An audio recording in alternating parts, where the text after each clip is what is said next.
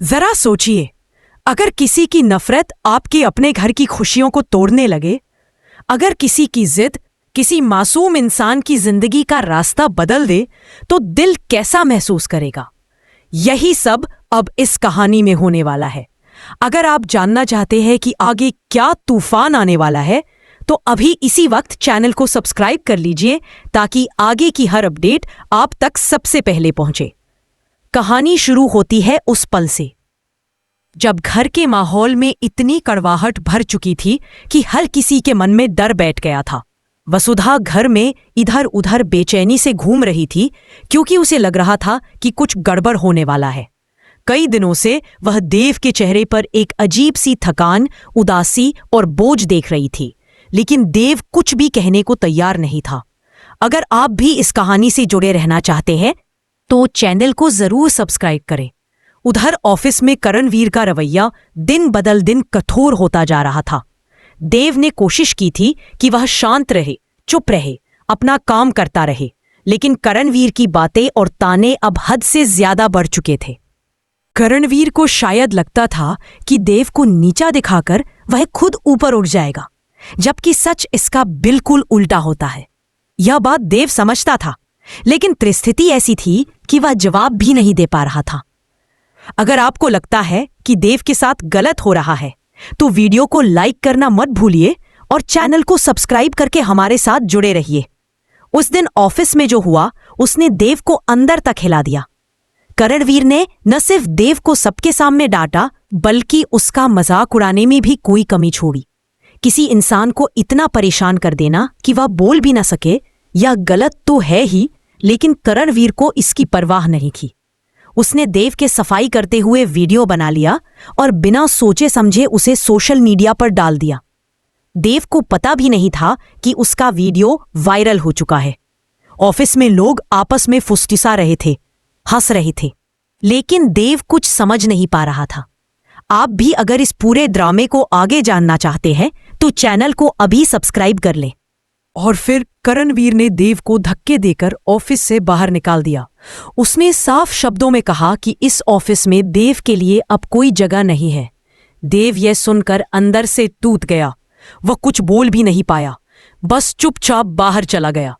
अगर यह कहानी आपको भावनात्मक लग रही है तो चैनल को सब्सक्राइब करके अपना सपोर्ट जरूर दिखाइए। शाम तक देव की हालत और खराब हो चुकी थी। वह थका हुआ, दर्द से भरा और मानसिक रूप से बेहद परेशान होकर घर पहुंचा। उसकी शर्ट पर धूल लगी थी, चेहरा उतरा हुआ था और आंखों में ऐसी चुप्पी थी जो किसी गहरी चोट का संकेत देती थी। वसुधा ने जैसे ही देव को देखा उसका दिल बैठ गया। वह घबराकर देव के पास भागी और बोली, देव सर, ये क्या हालत बना रखी है आपने? क्या हुआ? कुछ तो बताइए। देव ने नजर झुका ली। उसने कुछ भी नहीं बताया। उसकी चुप्पी ही सब कुछ कह दे रही थी। आप इस कहानी को मिस मत कीजिए। चैनल को सब्सक्राइब कर लें ताकि आगे की अपडेट आपको तुरंत मिलती रहे। उसी वक्त दादी सा कमरे में आई। उन्होंने वसुधा को भावुक होते देखा और बोली, मैं बताती हूँ क्या हुआ है। वसुधा ने घबराकर उनकी तरफ देखा। दादी सा ने धीरे धीरे सारी बातें बतानी शुरू की। करणवीर का व्यवहार, वीडियो वायरल होना, सबके सामने अपमान और आखिर में ऑफिस से निकल देना। वसुधा यह सब सुनते सुनते रोने लगी। उसे लगा कि जैसे सारी गलती उसकी हो। वह खुद को ही दोष देने लगी। उसका दिल फट रहा था और वह बार बार कह रही थी, ये सब मेरी वजह से हुआ है, मैं खुद को कभी माफ नहीं कर पाऊंगी। अगर आप भी वसुधा की पीड़ा महसूस कर पा रहे हैं तो चैनल को जरूर सब्सक्राइब करें ताकि आगे की कहानी आप मिस ना करें। दादी सा ने वसुधा को रोते देखा तो उनका गुस्सा 7वें आसमान पर पहुंच गया। वसुधा को दुखी देखने से बढ़कर उन्हें और कुछ तकलीफ नहीं देता था। वे तुरंत चौहान हाउस जाने के लिए निकली। अगर आप जानना चाहते हैं कि दादी सा वहां जाकर क्या करने वाली हैं तो चैनल को अभी ही सब्सक्राइब कर ले। चौहान हाउस पहुंचकर दादी सा सीधे चंद्रिका के कमरे में गई। चंद्रिका आराम से बैठी थी, जैसे उसे किसी बात की परवाह ही नहीं। दादी सा को देखते ही चंद्रिका थोड़ा चौंकी, लेकिन उसने अपने चेहरे पर वही घमंडी सा भाव बनाए रखा। दादी सा ने बिना वक्त गवाए कहा, आपकी नफरत ने उन दोनों की जिंदगी की दिशा ही बदल दी। इतना सब कुछ सिर्फ आपके कारण हो रहा है। चंद्रिका ने भौहें चढ़ाते हुए कहा, बस एक शब्द और नहीं।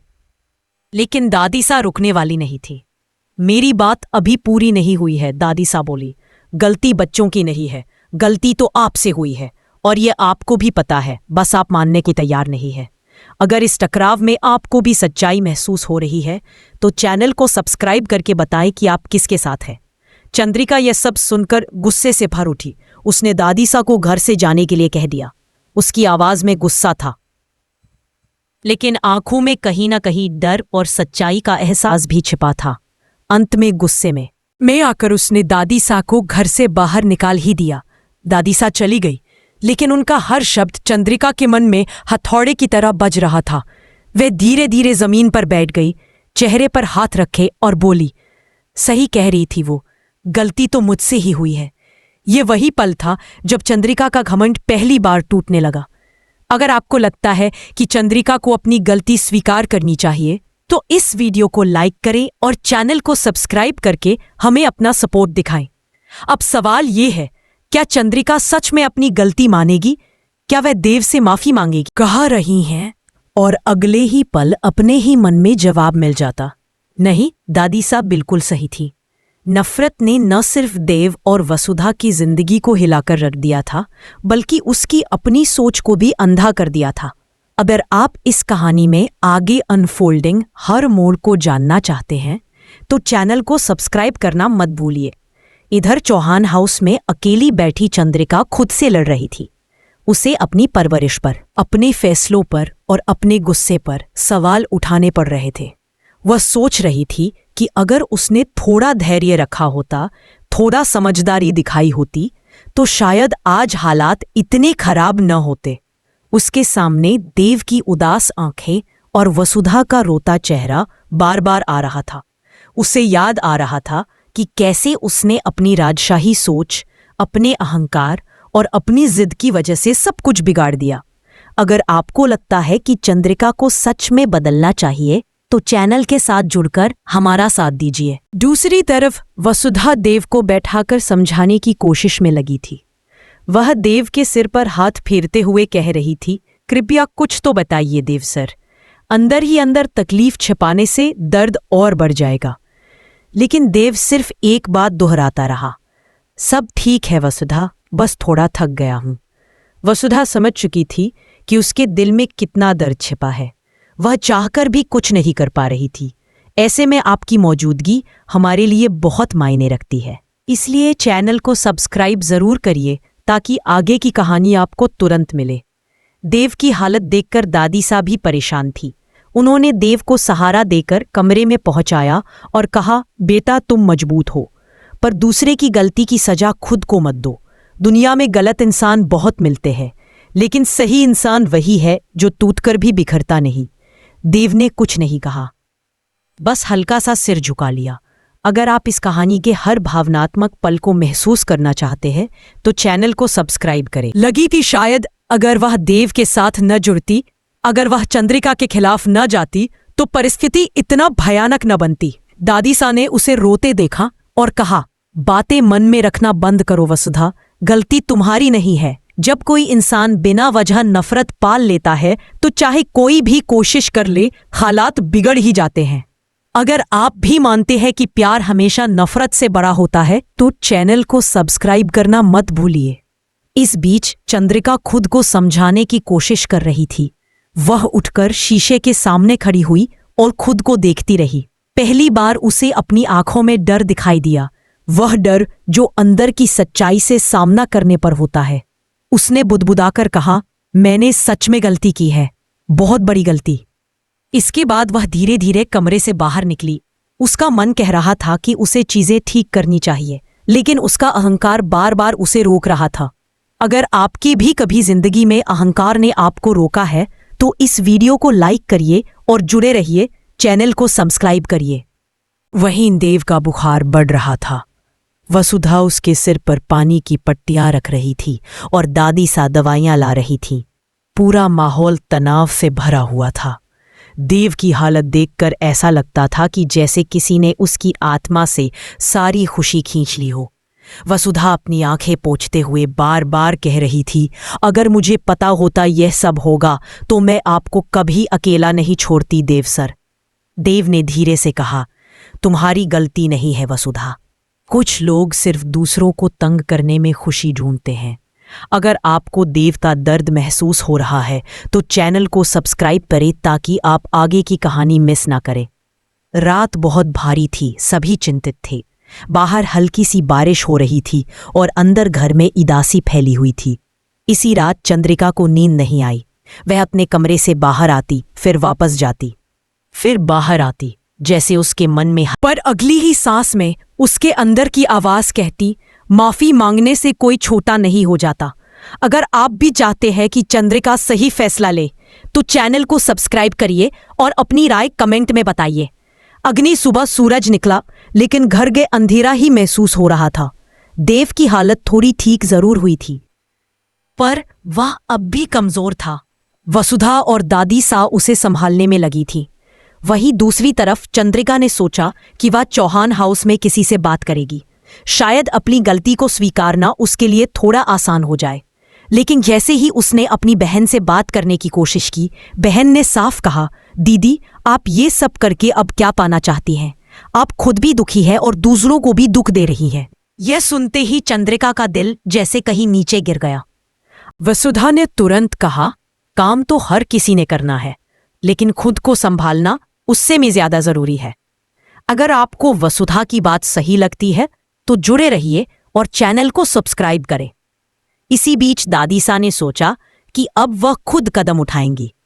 वह चौहान हाउस वापस गई, लेकिन इस बार चंद्रिका उनसे मिलने खुद बाहर आई। दादी सा को देखकर उसकी आंखें नम हो गई।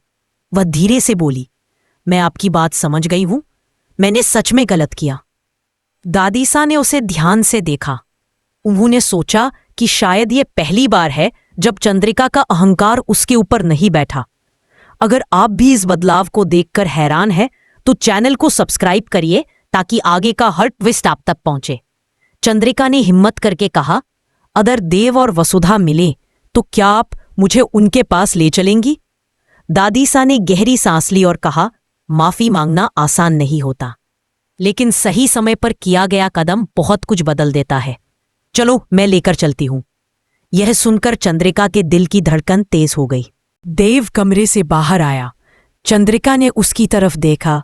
उसकी आंखों में दर्द और पछतावा साफ दिखाई दे रहा था। वह धीमे से बोली, देव, अगर हो सके तो मुझे माफ कर दीजिए। मैं नफरत में इतनी अंधी हो गई थी कि मुझे सही गलत कुछ दिखाई ही नहीं दिया। चंद्रिका की आंखों में चमक आ गई। वसुधा ने भी राहत की सांस ली। घर का माहौल, जो कई दिनों से भारी था, पहली बार थोड़ा हल्का महसूस हुआ। अगर आप चाहते हैं कि आगे इस कहानी में और क्या नई मुश्किलें या खुशियां आएंगी तो चैनल को सब्सक्राइब करना ना भूलिए।